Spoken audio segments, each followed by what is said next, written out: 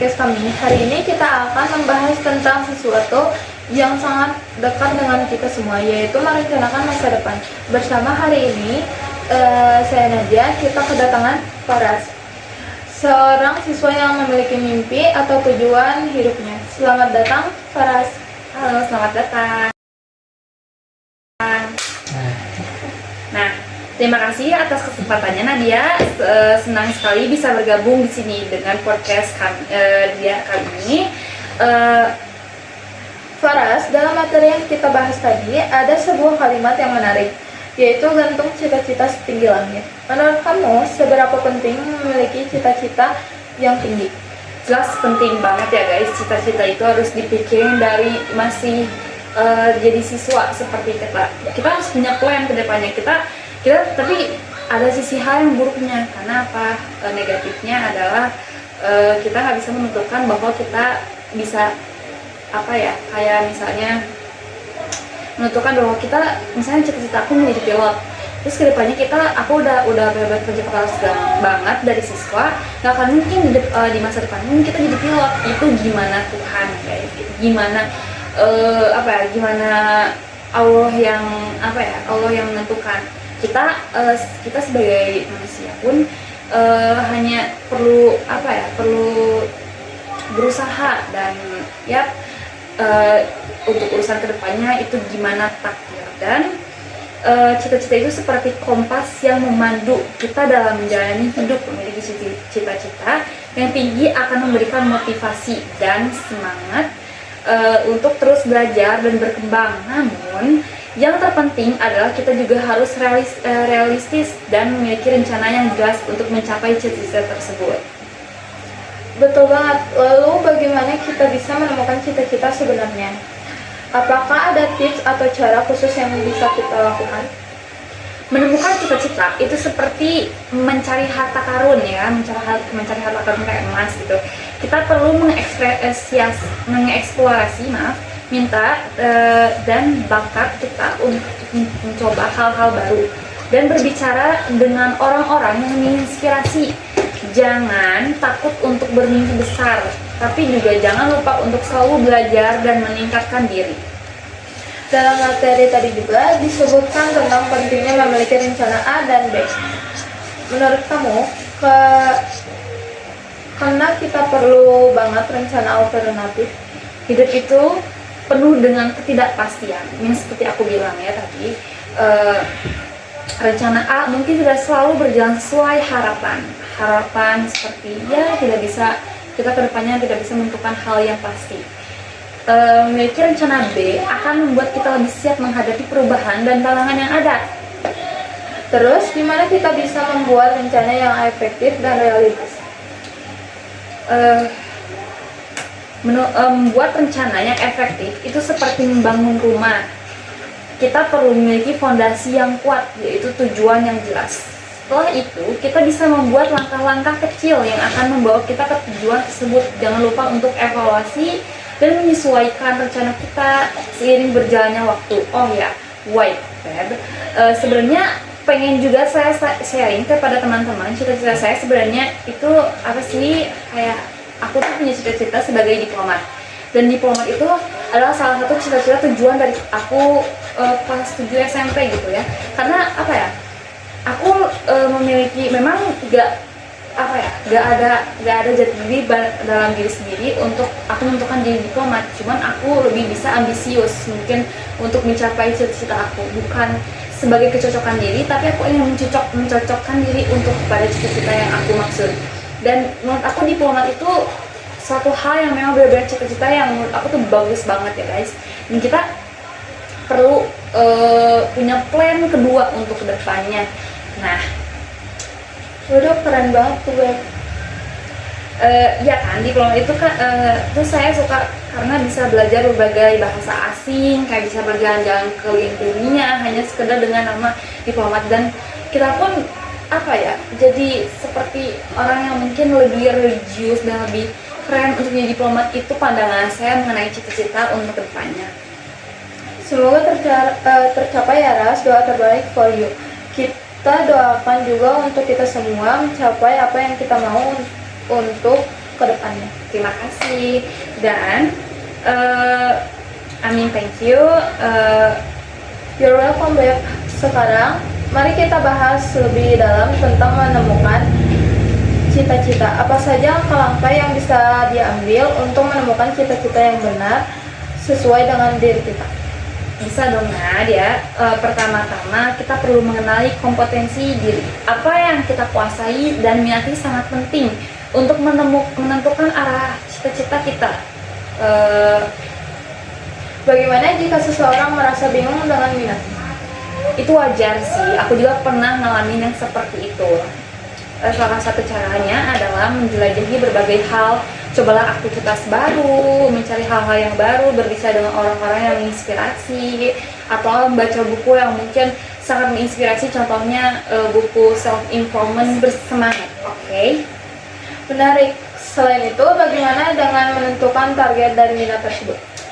Betul, setelah menemukan apa yang diminati, penting untuk menetapkan target yang jelas. Misalnya, jika kamu suka menggambar, mungkin targetmu adalah menjadi seorang ilustrator terkenal. Contohnya kayak aku. Tapi gimana? Jadi aku menjelaskan juga di sini, aku selalu pintar dalam bidang hal membuat novel, dan itu termasuk dalam segi cita-cita sastrawan. Dan kenapa aku bisa milih diplomat? Karena memang sebagai sastrawan itu adalah hobi, dan aku selalu membuat sastrawan itu nggak pernah jadi cita-cita. Itu hanya suatu hal yang mungkin menguras, misalnya lagi stres nih, mungkin bawaannya pengen baca novel atau misalnya membuat karya seni gitu. Nah contohnya itu aku selalu pintar dalam membuat puitis dalam segi novel dengan kata-kata indah, tutur kata yang indah. Itu adalah salah satu menjadi sastrawan. Tapi kenapa aku pengen diplomat? Karena memang cita-cita, keinginan yang sangat besar untuk mencapai cita-cita yang aku pengen. Jadi gimana ya?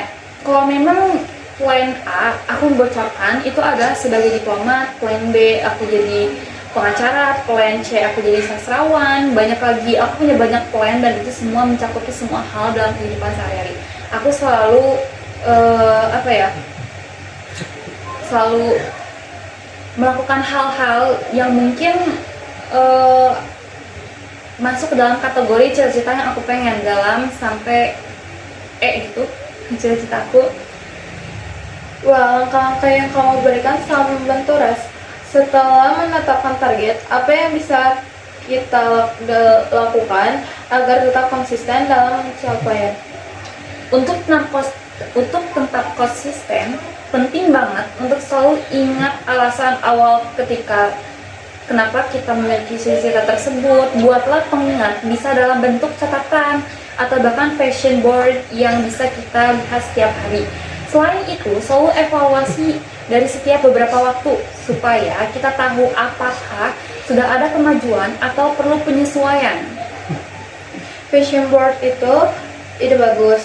Memang kadang kita butuh visualisasi untuk semakin yakin dengan tujuan kita.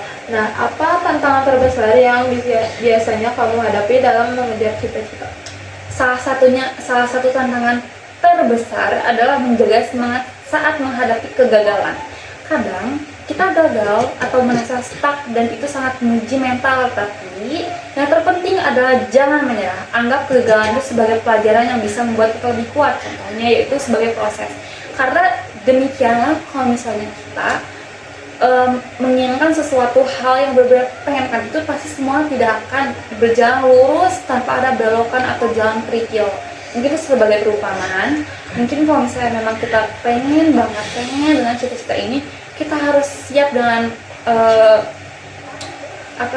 nanti dengan permasalahan yang ada, terus banyak banget pertimbangan yang harus kita adakan. Nah, gimana ya?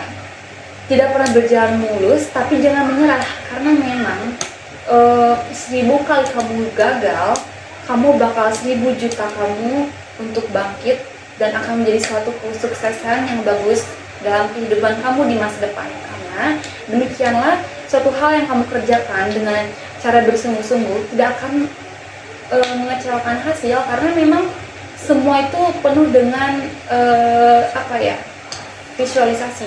Nah, contohnya itu dunia itu fleksibel guys. Jadi kita tidak bisa kalau misalnya kita pengen ini terus kita melakukannya dengan bersungguh-sungguh tanpa berleha-leha, pasti dunia mengasih hal yang sepantasnya seperti bagaikan hukum, jadi seimbang, tidak ada yang naik atau turun atau bagaimana. Tapi dengan contoh kegagalan itu adalah satu hal proses. Jangan mengartikan kegagalan itu bukan satu hal di ujung cita-cita kamu, tapi kegagalan adalah suatu proses. Setuju banget, kegagalan itu memang bagian dari perjalanan. Lalu, apa pesanmu untuk teman-teman di luar sana yang sedang berjuang menemukan dan mengejar cita-citanya? Pesan saya, jangan takut untuk bermimpi besar. Kejar apa yang kamu sukai dan jangan biarkan rasa takut menghentikan langkahmu. Selalu ingat bahwa perjalanan setiap orang unik. Jadi fokus pada perjalananmu sendiri dan nikmati setiap prosesnya. Jangan pantang menyerah. Betul. Faras, setelah kita membahas langkah-langkah menemukan cita-cita, bagaimana dengan cara menjaga motivasi saat menghadapi tantangan? Menjaga motivasi itu sangat penting. Motivasi itu benar-benar penting dan sangat penting. Salah satu cara adalah dengan mengingat kembali alasan mengapa kita memilih cita-cita tersebut. Selain itu, berbagai pengalaman dengan teman atau mentor juga bisa membantu. Itu bagus tuh. Apakah ada cara lain untuk tetap termotivasi? Banyak, beribu pun banyak ya. Tentu membuat catatan atau jurnal tentang pencapaian kecil bisa jadi pengingat positif. Juga merayakan setiap kemajuan sekecil apapun dapat meningkatkan semangat kita. Faras, berbicara tentang merayakan pencapaian. Apakah kamu memiliki contoh pengalaman pribadi ketika kamu berhasil mencapai salah satu target? Oh, tentu salah satu pengalaman yang sangat berkesan adalah ketika saya berhasil mendapatkan nilai tinggi dalam ujian bahasa asing. Saya sudah belajar keras dan berusaha memahami materi dengan baik. Ketika hasilnya keluar dan saya melihat nilai itu, rasanya sangat memuaskan. Saya merayakan dengan mengajak teman-teman makan bersama, atau misalnya memang dengan orang tua sih lebih seringnya ya, bukan dengan teman-teman, karena memang nilai tinggi itu patut diapresiasi biar diri kita itu semakin ingin berambisius untuk nilai tinggi terus nggak akan stuck di suatu hal nilai yang nol atau merah tekot gitulah. Wah, itu luar biasa. Merayakan pencapaian kecil memang penting untuk menjaga semangat. Apakah kamu juga memiliki cara lain untuk mengatasi rasa stres saat belajar atau mengejar cita-cita? Ya, salah satu cara yang saya lakukan adalah dengan mengambil waktu untuk beristirahat. Kadang-kadang kita terlalu fokus pada tujuan dan lupa untuk memberikan kita waktu untuk bersantai. Saya suka berolahraga dan mendengarkan musik untuk menghilangkan stres. Dan juga membaca novel, membuat novel itu salah satu hal yang benar-benar perlu dan sangat-sangat perlu dalam hari weekend.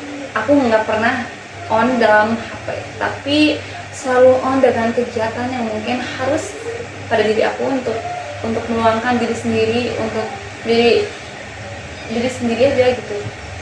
Itu sangat bijak ya. Istirahat dan melakukan hal yang kita nikmati bisa membantu menyegarkan pikiran. Bagaimana dengan dukungan dari orang-orang sekitarmu?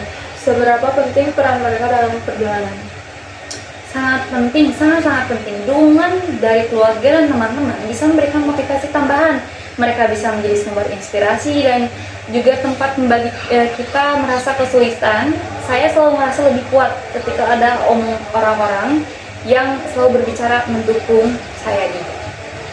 Setuju sekali. Memiliki jaringan dukungan itu sangat berharga.